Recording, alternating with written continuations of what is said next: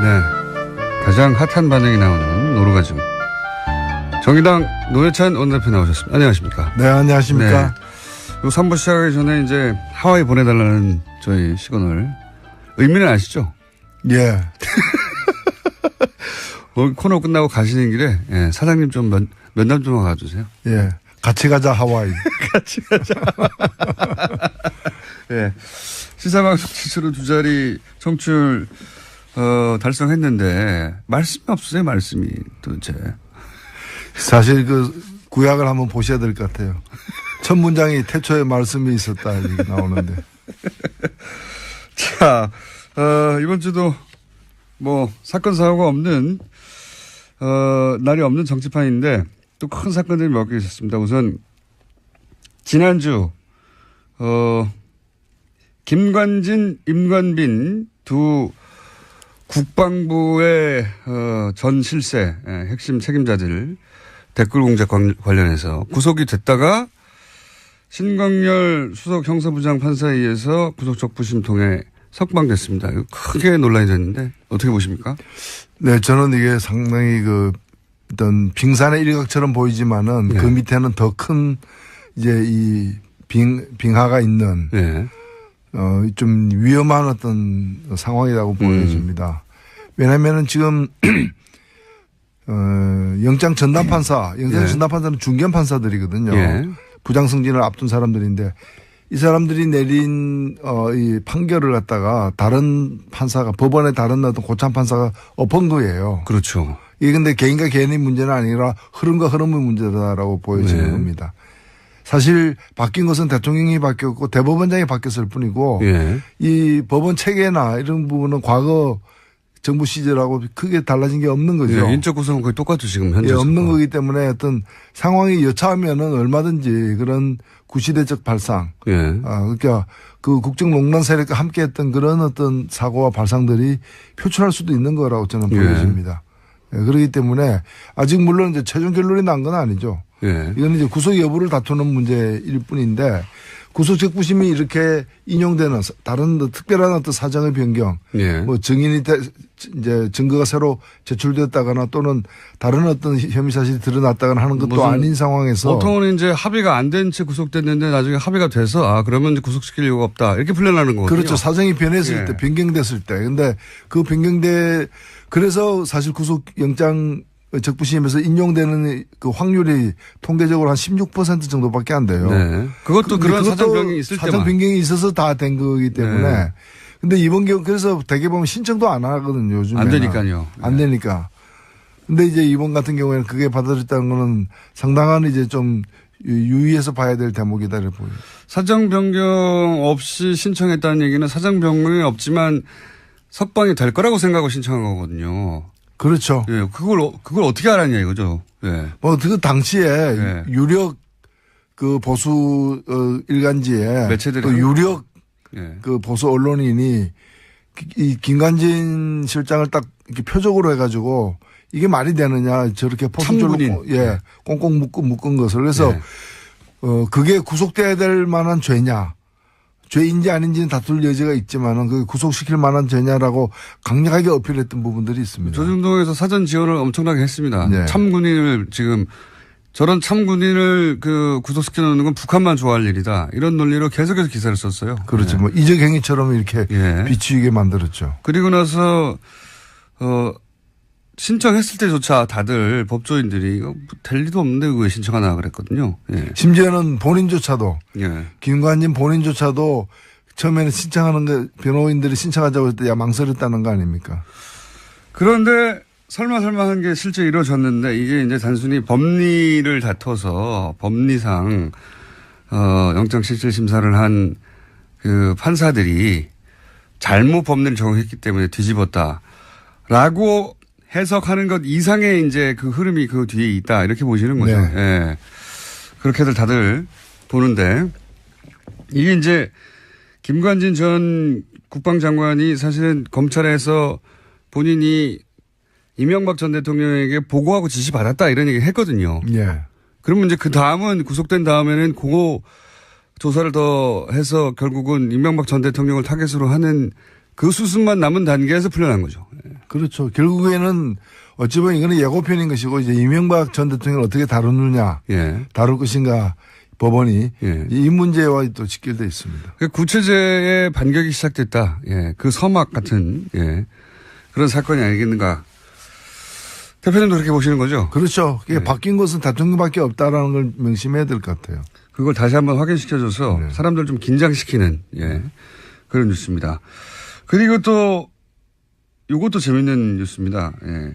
심재철 국회 부의장입니다. 예. 네. 국회의장 말고 부의장이나 되는 분이 뭐라고 했냐면 문재인 대통령이나 실장이나 국정원장이나 혹은 윤석열 지검장 보통은 이제 검찰총장을 거론하게 마련인데 윤석열 지검장이라고 특정해가지고 서울지검장을 내란죄로 고발해야 된다고 원래 자유한국당에서 어떤 워딩을 내놓을 때는 그냥 하는 법이 없고 뭔가 이렇게 흐름 속에서 하는데 이 내란죄로 고발해야 된다가 어떻게 보십니까 이건? 예, 이게 뭐 어처구니 없는 거죠. 이걸 뭐 따지고 논리적으로 반박할 어떤 그런 상황도 아닌 것 같고요. 이게 참 이게 그 좀 건강이 이제 걱정이 되는 거죠. 예, 특히 이제 정신과 쪽에 뭐 질환이 있는 게 아니라면은 이런 발상이 왜 나오는지 의심스럽고 오히려 저는 그렇게 해서 보여집니다.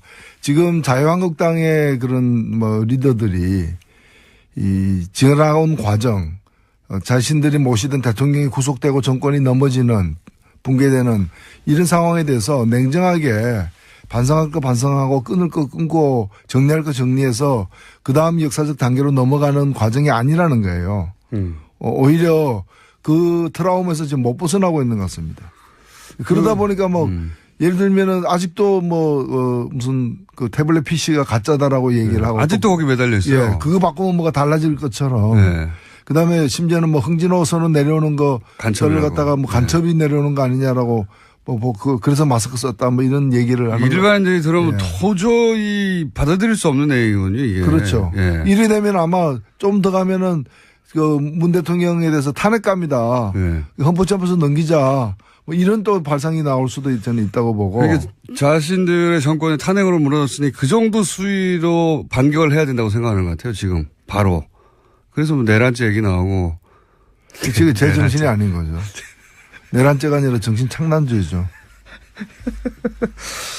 근데 이제 국회 부의장이 농담으로 한 게 아니라 진지하게 얘기를 했습니다. 진지하게 얘기를 했고.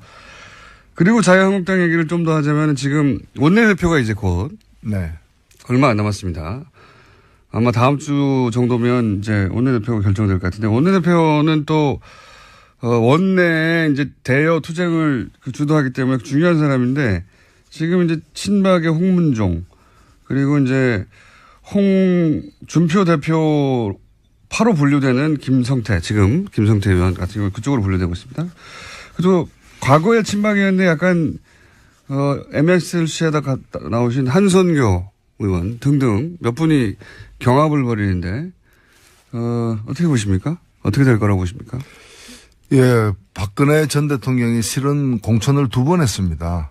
그러니까 네. 2016년 때도 공천권을 행사를 예. 사실상 했다고 봐야 20대 되는 총선 거고. 때. 예. 그다음 19대 때도 한 거거든요. 예. 그렇기 때문에 그 내부에 그 박근혜 전 대통령 측의 어떤 후광으로 당선된 분이 상대적으로 많다고 다수죠. 볼 수 있습니다. 예, 여전히. 예. 그럼에도 불구하고 박 전 대통령은 다시 재기가 불능한 상태이기 때문에 예. 친박이라는 그 정체성 아이덴티티로 계속해서 이렇게 뭉쳐다니거나 다시 부활하거나 재기를 노리거나 하기 어렵다고 보여집니다. 예. 그래서 저는 표를 얻기 위해서 이제 좀 친박의 유화적인 태도를 취할 수는 있을지 몰라도 친박이 그 세력을 유지하면서 다시 권력을 잡는 식으로 넘어가지 못할 것이라고 보고 오히려 지금으로서는 대표가 이제 홍준표 대표니까 그쪽하고 이제 김무성 전 대표 네. 쪽이 어떤 합동으로 해서 가되 결국에는 원내대표 뽑히는 순간부터는 친박 대 비친박의 싸움이 아니라 결국에는 친홍 대 친김무성 이 갈등으로 이제 국민이 넘어갈 것이고 지금 그 전 단계에서 지금 벌어지는 일들이 아닌가 보여집니다. 그렇다는 얘기는 뭐 그렇게 분석하는 이야기도 저도 듣기도 했습니다만은 그러니까 친박은 구심점이 없다 이제 없으니까 그 다음 당을 장악할 누군가가 있어야 되는데 현재 당대표는 홍준표 대표 개라고 할 수 있는 국회의원이 몇 명 없거든요. 네. 네. 반면에 김무성 전 대표는 과거 거의 대선 주자급이었고 그리고 당대표도 오래 했고 지금 바른정당에서 몰고 온 사람들도 있으니 당대표는 아니지만 김무성계가 결국은 당을 장악하지 않겠냐. 지금은 친박을 대항해서 홍준표와 김무성이 손을 잡았으나 예. 일단 원내대표가 뽑히면 서로 견제하거나 결국은 홍준표 다음은 김무성계가 다시 당을 장악하는 뭐 이런 그림도. 네. 또 그것까지 내다보고 또 그 바른당에서 나와서 예. 또 배를 갈아타지 않았을까 이렇게 보이는 거죠. 그렇군요. 그러면 김성태 의원이 원내대표가 될 가능성이 높다 이렇게 보십니까? 저는 상대적으로 그렇다고 봅니다. 흐름은 그쪽으로 가고 있는 거 아니냐고. 근데 원내대표는 항상 국회의원들조차 네. 누구 표 줄까 물어보는데 안 맞잖아요, 이게. 원내대표는 항상. 표 계산이. 예. 그만큼 좀 이제 지금은 이제 과거와 다르게 네. 원내대표를 더 큰 어떤 권력이 이렇게 뒤에서 이렇게 정교하게 네. 각본을 짜서 작동시키기가 힘들고 의원들의 어떤 개개인들의 어떤 판단이 이제 많이 반영되는 측면이 있는 거죠. 서로 친한 양쪽에서 전화 오면 이쪽에도 표 준다고 저쪽에도 표 준다고 해가지고 원내대표 표 계산할 때 보면 자기들 계산한 거로 보면 의석수보다 더 많아요. 보통은. 그래서 대개 보면은 이제 인기가 많은 사람이 원내대표 된다기보다는 확실한 비토 세력이 적은 사람이 그러니까요. 되는 경우가 많죠. 네. 김성태 의원이 원내대표가 될 가능성이 높다고 전망을 하셨고 만약에 이거 내기 하나 할까요 그러면? 그래서 뭐 내기할 가치가 있는 일인지는 잘 모르겠습니다. 자 그러면 안 되면 하와이 같이 못 가시는 걸로. 가장 그 말들이 많이 나오고 일주일 내내 매일매일 기사가 쏟아지는 건 결국 국민의당하고 바른정당 얘기입니다. 현재과. 예. 여기는 어떻게 될까요? 글쎄요. 지금 상황에서 크게 달라지지는 않을 것 같아요. 그러니까 지금 이제 정책인데 추진하는 걸로 이제 했는데 이거는 뭐 더 이상 진도를 뽑기는 어려운 게 현재 상태가 아닌가. 통합이 지방선거 전까지는 안 될 거다 이렇게 보십니까?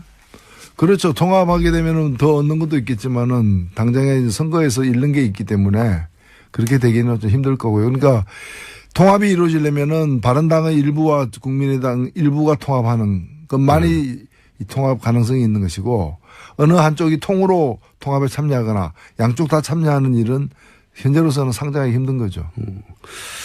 국민의당 내부를 이제 놓고 얘기하자면 이제 국민의당에서 안철수 대표계와 그리고 흔히 이제 호남계라고 불리는 다선 의원 중심의 그 박지원, 천정배 그리고 정동영 이분들을 중심으로 한 그렇게 통합은 안 된다. 이렇게 크게 갈리지 않습니까? 우선 안철수 대표 쪽에서 통합을 주장하는 이유는 뭘까요? 그림이 뭐라고 보십니까? 앞으로 어떻게 이어 가려고 지금. 아무래도 다음 대권용이죠. 다음 대권. 예. 국민의당이 만들어진 것이 지난번 대권. 예. 용이었다면은 2017년 대선을 위한. 예. 용도로다가 이제 그 국민의당이 만들어졌다면은 지금 이제 뭔가 통합정당을 만들려고 하다거나 이제 당 체제를 변경시키려고 하는 것은 다음 대선을 겨냥한 것이 이제 분명한 것이고 그 점과 관련해서 사실은 이해관계가 다른 거죠. 안철수 대표는 중도 보수라고 얘기하지만은 사실은 그 지금 자유한국당에 제대로 된 후보가 없다고 보여지는 것이고 그래서 자유한국당 바깥에서 최대한 그 보수 세력들을 결집시킨다면은 결과적으로는 자유한국당까지도 견인해낼 수 있는. 자유한국당이 지방선거에서 큰 성적을 못 낼 경우에 원심력에 의해서 떨어져 나가는 사람들을 이제 흡수해서 몸집을. 그래서 자유한국당이 그때까지 온전하게 지금 형태로 존재할지는 그 가봐야 알겠지만 하여튼 그 세력들과 연합해서 정권을 창출하겠다라는 그런 이제 발상이고 그런 점에서 국민의당 내에 뭐 예를 들면 호남이라거나 호남 세력이라거나 이런 부분들하고는 이해관계가 일치하지 않을 수 있는 것이죠. 그러니까 이런 거죠. 뭐 재개발해가지고 뉴타운 짓겠다. 라고 하는데 개발업자와 원 거주민들의 이해관계가 일치하지 않는 거죠. 원 거주민 입장에서는 좀 나아질지 몰라도 사실은 그렇게 되면은 뭐 용적률 제한이라거나 여러 가지 때문에 큰 평수 나오지도 않고 또 자기 부담금은 더 커지는 네. 자기가 부담할 건 많아지는 네. 그래서 선뜻 꼭 뉴타운 지어야 되느냐 이대로 있는 게 더 낫지 않느냐 다른 개발 방법은 없느냐 이제 그런 걸 갖다가 이제 좀 노리는 거죠. 그 개발업자 쪽에서는 이렇게 하면 우리가 더 많이 번다. 예. 그렇죠. 예. 사실 서울에도 보면은 이런 식으로 추진되다가 결국에는 이해관계가 조율이 안 돼 가지고 뉴타운 계획이 이렇게 폐기된 지역들이 많거든요. 많습니다. 네. 예, 실제로.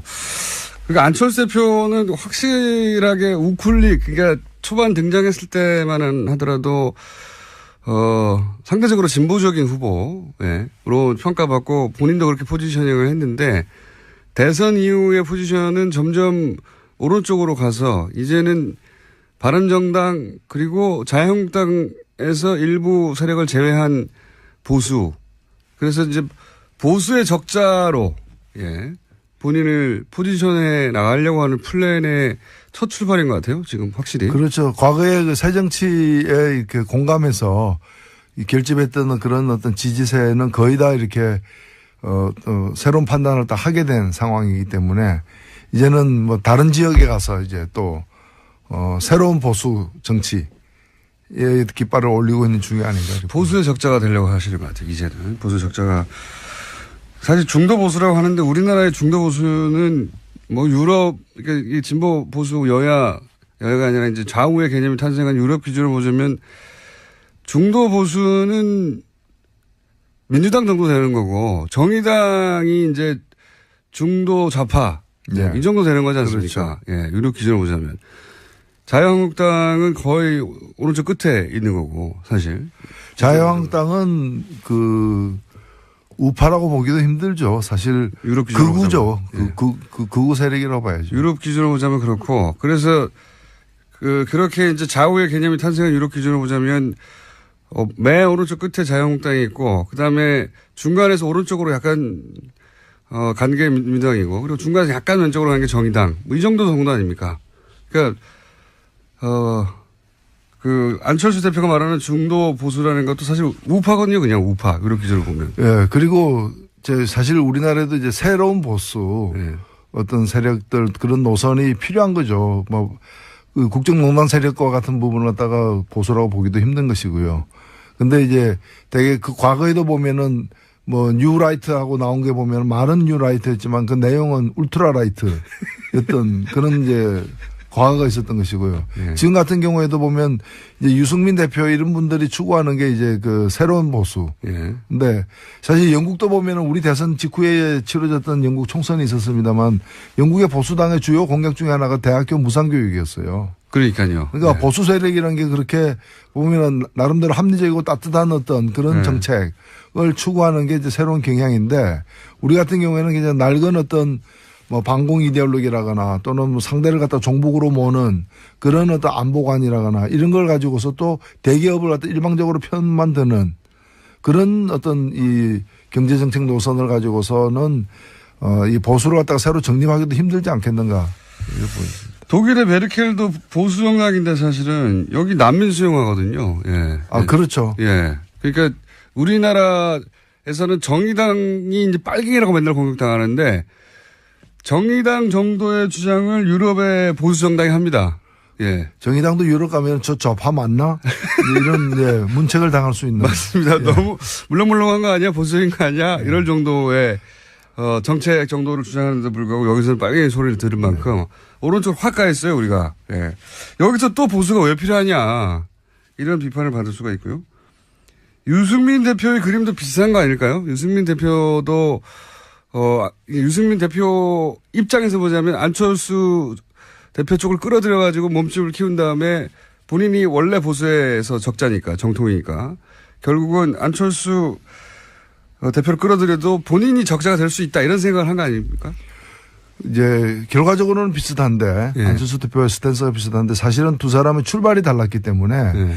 민주당 쪽에서 출발해가지고 그까지 간 사람하고 예. 그다음에 자유한국당에 있었지만은 자유한국당으로서는 자유한국당은 더 이상 이제 그 유효 기간이 끝난 상품이다. 예. 이제 그래서 자유한국당으로 다시 들어가지 않고 바깥에서 이제 제대로 된 보수를 갖다가 규합해서 세워나가겠다는 예. 그런 사람하고는 같지가 않은 거죠. 출발이 예. 다른 분인데. 그래서 어찌 보면 그 유승민 대표는 좀 뭐 험한 길을 갖다가 가겠다. 이제 그런 걸 이제 고난의 길을 갖다가 이제 네. 감수하겠다라는 것이고 그렇게 해서 보수를 세우겠다는 것이고 지금 안철수 대표 같은 경우에는 뭐 원래 하던 데서 이제 더 이상 농사가 안 되니까 이제 새로운 어떤 이제 그 땅을 찾아다니는 이제 그런 상황이기 때문에 같지가 않다고 저는 봅니다. 농사가 안 되니까. 네. 자, 벌써 시간이 다 됐네요. 이 노루가 좀 몇 마디 안 했는데 빨리 끝나버려요. 이렇게 20분이 빨리 가는지. 지난 시간에 이런 얘기 하다가 끝났지 않습니까? 그 정의당의 지지율을 끌어올릴 방법을 이제 이야기하겠다. 예. 정의당의 지지율을 어떻게 끌어올릴 생각이십니까? 네. 예, 정의당이 사실 요즘에 보면은 뭐 수도권 같은 데서도 그렇고 많은 여론조사에서도 국민의당이나 바른정당을 앞서는 네. 그래서 민주당, 자유한국당 다음에 제3당으로 기록되는 일들이 많은데 저는 여기에 그냥 좀 빠져서는 안 된다고 봅니다. 왜냐하면 이런 현상은 정의당이 뭘 잘해서 만들어진 현상이라기보다는 워낙에 뭐 바른당이나 국민의당 등이 이렇게 헤매다 보니까 생긴 반사이익 같은 거라고 보여지거든요. 그럼에도 불구하고 정의당으로서는 하나의 기회인 것은 분명하다고 저는 봅니다. 이 타이밍 어떻게 치고 나가야 됩니까? 그래서 저는 오히려 이 자기 색깔을 제대로 드러내는 것이 중요하다. 지금 뭐 더민주당하고 견제해서 더민주당하고 지금 경쟁해서 될 문제도 아니고 더민주당 잘하고 있는 걸 또 발목 붙잡는다고 해결되는 것도 아니고 오히려 정의당이 이제 대변하려고 하는 더 힘들고 또 그런 광범위한 어떤 그런 사회적 약자들을 대변하는 실질적인 정책들.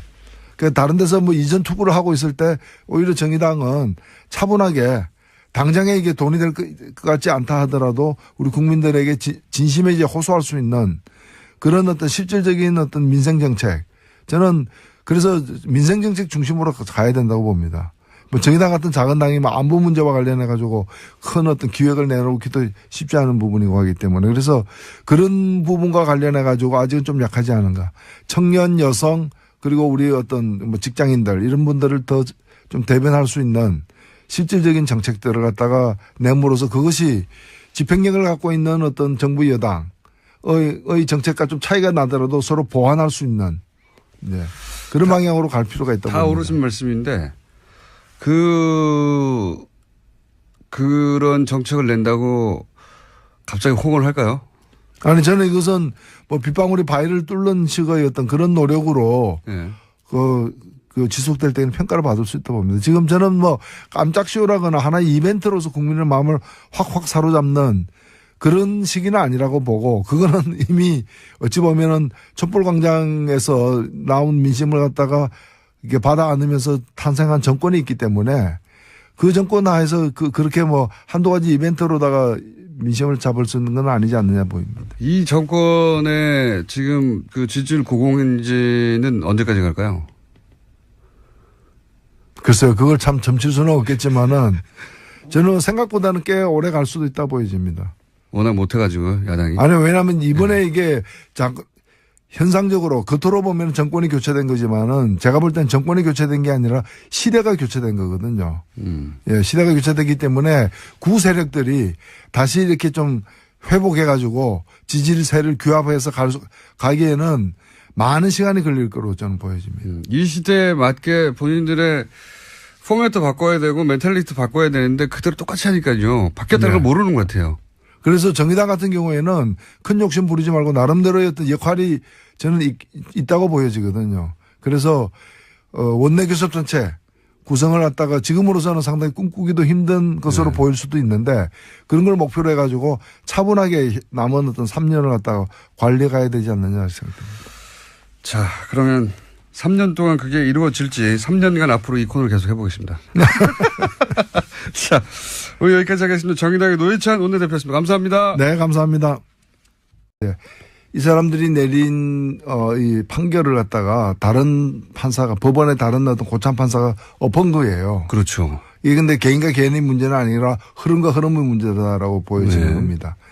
사실 바뀐 것은 대통령이 바뀌었고 대법원장이 바뀌었을 뿐이고 이 법원 체계나 이런 부분은 과거 정부 시절하고 크게 달라진 게 없는 거죠. 예, 인적 구성은 거의 똑같죠 지금 현재. 예, 없는 거기 때문에 어떤 상황이 여차하면은 얼마든지 그런 구시대적 발상. 예. 그러니까 그 국정농단 세력과 함께했던 그런 어떤 사고와 발상들이 표출할 수도 있는 거라고 저는 보여집니다.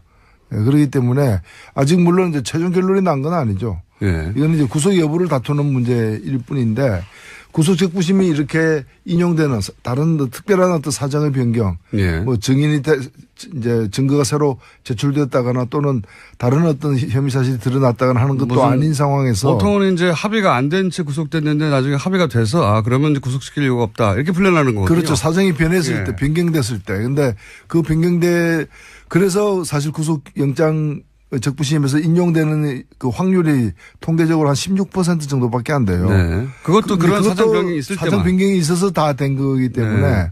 근데 이번 경우 그래서 대개 보면 신청도 안 하거든요. 요즘에. 안 되니까요. 안 되니까. 근데 이제 이번 같은 경우에는 그게 받아들였다는 거는 상당한 이제 좀 유의해서 봐야 될 대목이다 이렇게 보여요. 사정 변경 없이 신청했다는 얘기는 사정 변경이 없지만 석방이 될 거라고 생각하고 신청한 거거든요. 그렇죠. 예, 네. 가장 핫한 반응이 나오는 노루가즘. 정의당 노회찬 원내대표 나오셨습니다. 안녕하십니까. 네, 안녕하십니까. 네. 요 3부 시작하기 전에 이제 하와이 보내달라는 저희 시그널. 의미는 아시죠? 예. 코너 끝나고 가시는 길에, 예, 사장님 좀 면담 좀 가주세요. 예. 같이 가자, 하와이. 같이 가자. 예. 시사방송 지수로 2자리 청취율, 달성했는데, 말씀이 없으세요, 말씀이, 도대체. 사실 그 구약을 한번 보셔야 될 것 같아요. 첫 문장이 태초에 말씀이 있었다, 이렇게 나오는데. 자, 이번 주도 뭐, 사건, 사고가 없는, 날이 없는 정치판인데, 또 큰 사건들이 몇 개 있었습니다. 우선, 지난주, 김관진, 임관빈 두 국방부의 전 실세 핵심 책임자들 댓글 공작 관련해서 구속이 됐다가 신광열 수석 형사부장 판사에 의해서 구속적부심 통해 석방됐습니다. 크게 논란이 됐는데 어떻게 보십니까? 네, 저는 이게 상당히 어떤 빙산의 일각처럼 보이지만은 네. 그 밑에는 더 큰 이제 이 빙하가 있는 네. 좀 위험한 어떤 상황이라고 보여집니다. 왜냐면은 지금 영장 전담판사, 영장 전담판사는 중견 판사들이거든요. 예. 부장 승진을 앞둔 사람들인데. 또 어떻게 알았냐 이거죠. 예. 뭐 그 당시에 유력 그 보수 일간지에 매체들이 또 유력 예. 그 보수 언론인이 이 김관진 실장을 딱 이렇게 표적으로 해가지고 이게 말이 되느냐 저렇게 포스적으로 꽁꽁 묶은 것을 그래서 그게 구속돼야 될 만한 죄냐 죄인지 아닌지는 다툴 여지가 있지만은 그 구속시킬 만한 죄냐라고 강력하게 어필했던 부분들이 있습니다. 조중동에서 사전 지원을 엄청나게 했습니다. 네. 참군인을 지금 저런 참군인을 구속시켜 놓는 건 북한만 좋아할 일이다. 이런 논리로 계속해서 기사를 썼어요. 그렇죠. 뭐 이적 행위처럼 이렇게 비추이게 만들었죠. 그리고 나서 신청했을 때조차 다들 법조인들이 이거 될 리도 없는데 왜 신청하나 그랬거든요. 예. 심지어는 본인조차도 예. 김관진 본인조차도 처음에는 신청하는 거 변호인들이 신청하자고 했을 때 망설였다는 거 아닙니까? 그런데 설마 한 게 실제 이루어졌는데 이게 이제 단순히 법리를 다퉈서 법리상 영장실질심사를 한 그 판사들이 잘못 법리를 적용했기 때문에 뒤집었다라고 해석하는 것 이상의 이제 그 흐름이 그 뒤에 있다 이렇게 보시는 거죠. 네. 예. 그렇게들 다들 보는데 이게 이제 김관진 전 국방장관이 사실은 검찰에서 본인이 이명박 전 대통령에게 보고하고 지시받았다 이런 얘기 했거든요. 예. 그러면 이제 그 다음은 구속된 다음에는 그거 조사를 더 해서 결국은 이명박 전 대통령을 타겟으로 자유한국당의 그런 뭐 리더들이 이 지나온 과정 자신들이 모시던 대통령이 구속되고 정권이 넘어지는 붕괴되는 이런 상황에 대해서 냉정하게 반성할 거 반성하고 끊을 거 끊고 정리할 거 정리해서 그다음 역사적 단계로 넘어가는 과정이 아니라는 거예요. 오히려 그 트라우마에서 지금 못 벗어나고 있는 것 같습니다. 그러다 보니까 뭐 예를 들면은 아직도 무슨 그 태블릿 PC가 가짜다라고 얘기를 하고. 아직도 거기 매달려 있어요. 예. 그거 바꾸면 뭐가 달라질 것처럼. 네. 그 다음에 심지어는 뭐 흥진호선은 내려오는 거. 간첩을 갖다가 뭐 간첩이 내려오는 거 아니냐라고 그래서 마스크 썼다 뭐 이런 얘기를 하는. 일반인들이 들으면 도저히 받아들일 수 없는 내용이군요, 이게. 그렇죠. 예. 이래 되면 아마 좀 더 가면은 그 문 대통령에 대해서 탄핵갑니다. 헌법재판소 넘기자. 뭐 이런 또 발상이 나올 수도 저는 있다고 보고. 그러니까 자신들의 정권의 탄핵으로 무너졌으니 그 정도 수위로 반격을 해야 된다고 생각하는 것 같아요, 지금. 바로. 그래서 뭐 내란죄 얘기 나오고. 지금 제 정신이 아닌 거죠. 내란죄가 아니라 정신 창난죄죠. 근데 이제 국회 부의장이 농담으로 한 게 아니라 진지하게 얘기를 했습니다. 진지하게 얘기를 했고. 그리고 자유한국당 얘기를 좀 더 하자면 지금 원내대표가 이제 곧. 네. 얼마 안 남았습니다. 아마 다음 주 정도면 이제 원내대표가 결정될 것 같은데 원내대표는 또 원내에 이제 대여 투쟁을 주도하기 때문에 중요한 사람인데 지금 이제 친박의 홍문종으로 하는 그 수순만 남은 단계에서 풀려난 거죠. 그렇죠. 결국에는 어찌 보면 이거는 예고편인 것이고 이제 이명박 전 대통령을 어떻게 다루느냐, 다룰 것인가 법원이 이 문제와 또 직결되어 있습니다. 구체제의 반격이 시작됐다. 그 서막 같은 그런 사건이 아니겠는가. 대표님도 그렇게 보시는 거죠? 그렇죠. 그게 바뀐 것은 대통령밖에 없다라는 걸 명심해야 될 것 같아요. 그걸 다시 한번 확인시켜줘서 사람들 좀 긴장시키는 그런 뉴스입니다. 그리고 또 이것도 재밌는 뉴스입니다. 심재철 국회 부의장입니다. 국회의장 말고 부의장이나 되는 분이 뭐라고 했냐면 문재인 대통령이나 실장이나 국정원장이나 혹은 윤석열 지검장 보통은 이제 검찰총장을 거론하기 마련인데 윤석열 지검장이라고 특정해가지고 서울지검장을 내란죄로 고발해야 된다고. 원래 자유한국당에서 어떤 워딩을 내놓을 때는 그냥 하는 법이 없고 뭔가 이렇게 흐름 속에서 하는데 이 내란죄로 고발해야 된다가 어떻게 보십니까 이건? 이게 뭐 어처구니 없는 거죠. 이걸 뭐 따지고 논리적으로 반박할 어떤 그런 상황도 아닌 것 같고요. 이게 참 이게 좀 건강이 이제 걱정이 되는 거죠. 예, 특히 이제 정신과 쪽에 뭐 질환이 있는 게 아니라면은 이런 발상이 왜 나오는지 의심스럽고 오히려 저는 그렇게 해서 보여집니다. 지금